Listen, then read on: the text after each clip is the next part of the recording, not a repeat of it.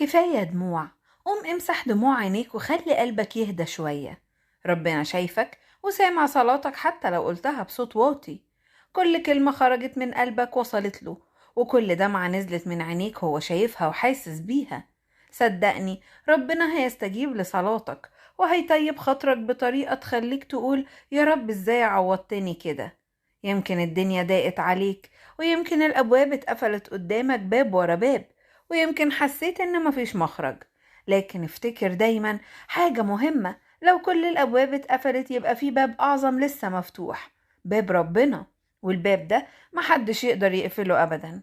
ربنا عمره ما بينسى ولاده ولا بيترك حد لجراحه أو لدموعه.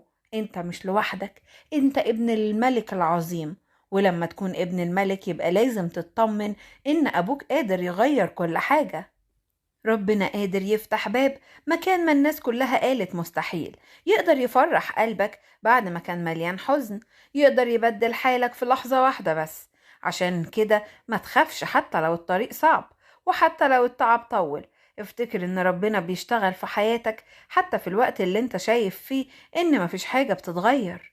ربنا قال انه هيمسح كل دمعة من عيوننا، وهيملأ قلبنا بفرح حقيقي. يمكن النهاردة دموع لكن بكرة هيكون تعويض. يمكن دلوقتي وجع لكن قريب جدا هيكون فرح. يمكن دلوقتي انتظار لكن ربنا بيحضر مفاجأة ليك. عشان كده اصبر وما تستعجلش. خلي ثقتك في ربنا أكبر من خوفك، وخلي رجائك فيه أقوى من أي يأس. افتكر ان إرادة ربنا فوق أي ظرف وفوق أي مشاكل وفوق أي ضيق ممكن تعيشه. ربنا قادر يبدل الألم بسلام، ويبدل الوجع بشفاء، ويزرع مكان الحزن فرح كبير في قلبك.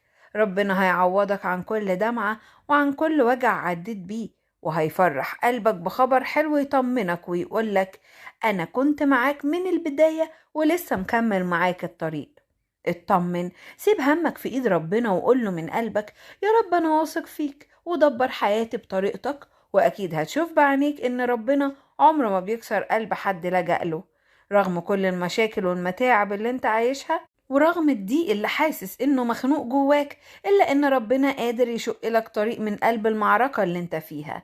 ايوه، من وسط التعب ومن وسط الوجع ومن وسط الحيرة اللي مالية قلبك، ربنا هيعمل طريق. يمكن انت مش شايفه دلوقتي لكن هو شايفه كويس قوي. هيفتح باب يمكن كل الناس قالت عليه مستحيل، ويعدي بيك من الضيق للنور ومن الحزن للفرح ومن الوجع للتعويض. يمكن الليالي اللي فاتت كنت بتبكي فيها لوحدك وقلبك موجوع ومكسور، لكن صدقني زي ما بكيت في وقت ضيقك هتبكي برضه، بس المرة دي هتبكي من شدة الفرح لما تشوف تعويض ربنا ليك. لما تشوف ايده وهي بتلم جروحك وهي بترتب حياتك بطريقة ما كنتش تتخيلها أبدا.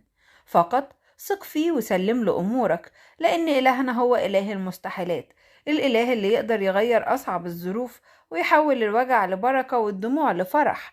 رحمة ربنا واسعة جدا، أوسع من خوفك وأكبر من مشاكلك. ربنا رحيم بيك وحاسس بكل تنهيدة خرجت منك، وشايف كل دمعة نزلت من عينيك. هو عارف التعب اللي جواك، وعارف قد ايه قلبك اتوجع، وعارف قد ايه حاولت تقف رغم انك كنت تعبان. في تدبير إلهي بيحصل، يمكن انت مش شايفه لكن ربنا شغال لأجلك. في أبواب هتتفتح، وفي ضيقات هتخلص، وفي أخبار حلوة جاية في الطريق. يمكن الطريق كان طويل ويمكن التعب كان كتير، لكن صدق وعد ربنا، مفيش وجع بيفضل للأبد، ومفيش دمعة ربنا بينساها. كل لحظة ألم ربنا شايفها، وكل وجع حسيت بيه محفوظ قدام عينيه. مش هتتوجع كتير لأن لكل ألم نهاية، ولكل ليل صباح، ولكل دمعة تعويض. وربنا هيختم قصتك بنهاية جميلة، نهاية تفرح قلبك. فاطمن، القصة لسه ما انتهتش والخير لسه جاي، وربنا قادر يغير كل حاجة في لحظة واحدة. فقط تمسك بيه وثق فيه، وقول من قلبك يا رب أنا واثق في تدبيرك، وإنك هتعوضني أكتر مما أتخيل.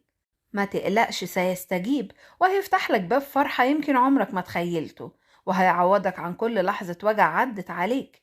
بس اوعى تسيب ايده، امسك فيه اكتر وقول له يا رب انا واثق فيك حتى لو الدنيا حواليا مش واضحة. اطمن وسيبها عليه، هو شايف اللي انت شايفه واللي انت مش شايفه كمان.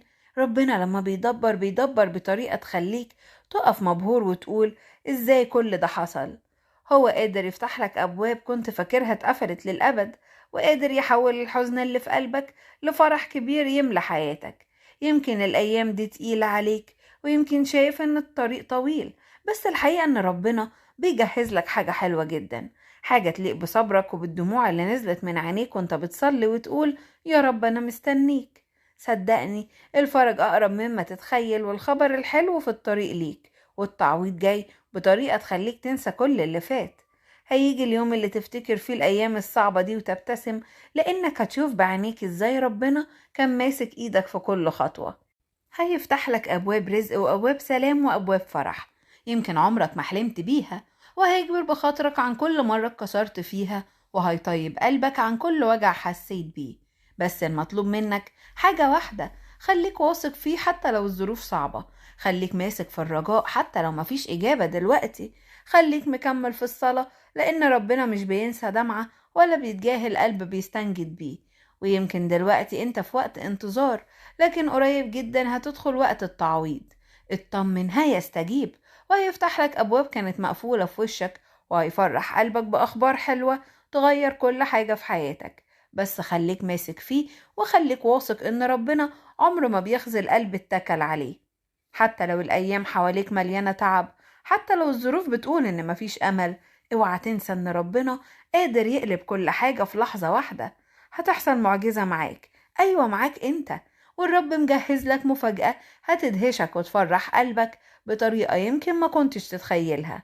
الكتاب بيقول لكل شيء زمان، ولكل أمر تحت السماوات وقت. يعني كل حاجة في حياتك ليها وقت محدد عند ربنا، وقت الحزن، وقت الفرح، وقت الدموع، ووقت التعويض. ما تخافش وما تستعجلش الأمور، إلهك قادر على فعل المستحيل. الإله اللي فتح البحر قدام شعبه، واللي أقام الميت، واللي غير حياة ناس كتير في لحظة، هو نفسه قادر يغير حياتك انت كمان.